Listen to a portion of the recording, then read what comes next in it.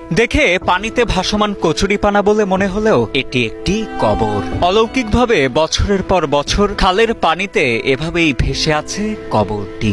ওই ডুববেও না, যত পানি উঠেন না কেন, এইখানেও পানি উঠে দেন, তা দেখবেন ওইরকম ভাসি।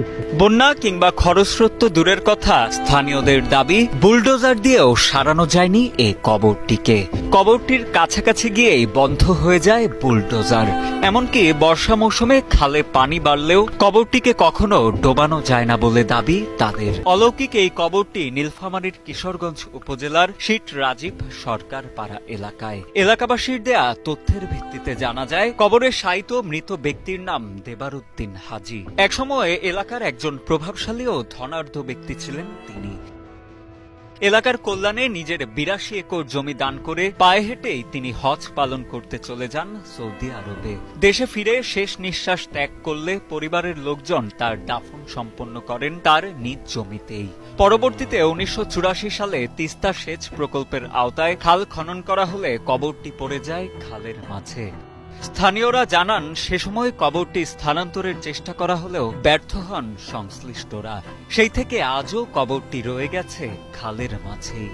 বিস্ময়করভাবে খালের পানি বাড়লেও ভেসে থাকে কবরটি। আমরা যখন ছোটবেলায় এখানে গোসল করতাম, আমরা দেখতাম যে এই কবরটা ভেসে উঠছে একবারে। কবরের আশপাশে যে ঝাড় বা ইয়েগুলো আছে, ওগুলো সব কবরটা ভেসে ওঠে। আবার যখন মনে করেন পানি শুকিয়ে যায়, তখন কবরটা আর কি স্প্যাকে ডাবি যায়। তাই এখন এই কবরের যে জায়গাটা আছে, কোনো পরিবর্তন হয় না, যে জায়গাটা আছে ওই জায়গাটায়। তাই এটা এখানে অনেকে অনেক বিষয় নিয়ে এখানে আসে এবং অনেক মিডিয়াও এখানে আসে করছে। মূলত উনি একজন ভালো মানুষ ছিল এবং অলৌকিকভাবে যেটা জানা যায়, উনি একসময় নাকি অন্য জগতে ছিল, পরবর্তীতে উনি একজন ভালো পর্যায়ে চলে আসেন এবং উনি একজন ভালো আল্লাহ হন।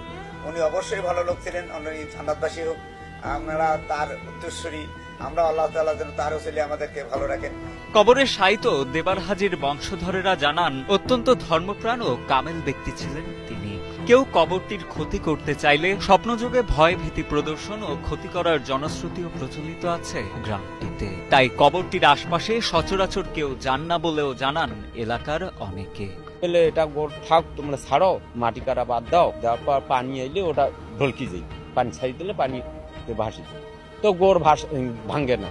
উপাকে পাকে আমরা গোসল করি, কেন নামি না ক্ষতি হইবে, যাই না খারাপ মনে করে তার একটা ক্ষতি আছে হইবে।